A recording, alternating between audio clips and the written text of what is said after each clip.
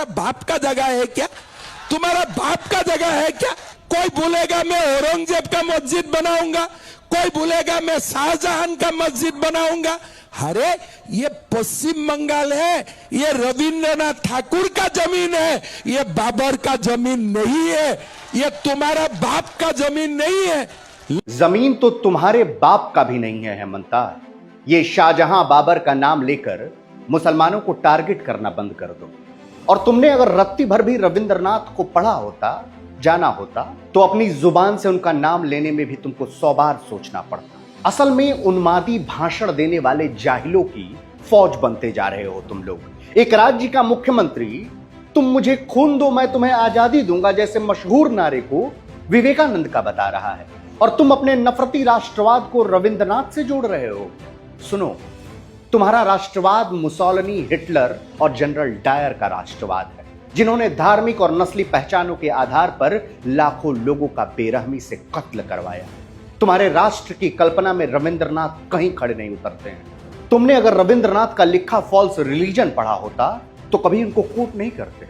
इन्हीं रविंद्रनाथ ठाकुर ने लिखा था कि राष्ट्रवाद मनुष्य का बनाया सबसे ताकतवर एनेस्थीसिया, बेहोशी की दवा है, जो तुम और तुम्हारे सरदार घूम घूम कर लोगों को पिला रहे हैं। साथियों, भाजपाइयों के इस खेल को आप समझिए कि कैसे दोगलापन इनकी राजनीति में समाया हुआ है। ये वही लोग हैं ना जो मांस, मछली और लोगों के खान पान पर प्रत्येक दिन सवाल खड़ा करते हैं।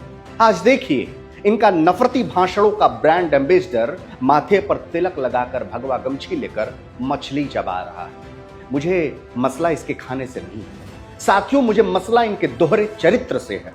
कुछ दिन पहले आपने सूरत की भीड़ देखी होगी कि कैसे बिहार, उत्तर प्रदेश के मजदूर साथी संघर्ष से ट्रेन पकड़ रहे थे, उन पर लाठियां चलाई गई।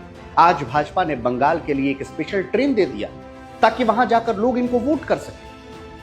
आप सोचिए कि कैसे इस देश की राजनीति को हाईजैक करने की तैयारी चल रही है साथियों। जो हो सके वो किया जा रहा, जितना बेहिसाब नफरत फैलाया जा सके उतना नफरत फैलाया जा रहा है। पर बंगाल वासियों को ये समझना होगा कि जो हाल महाराष्ट्र का हुआ, बिहार का हुआ, वही हाल ये बंगाल का करना चाहते हैं। बाकी जाते जाते एक सवाल है आपसे साथियों कि तुम मुझे वोट दो मैं तुम्हें भैंस दूंगा, ये नारा किसने दिया था? कमेंट कर जरूर बताएं।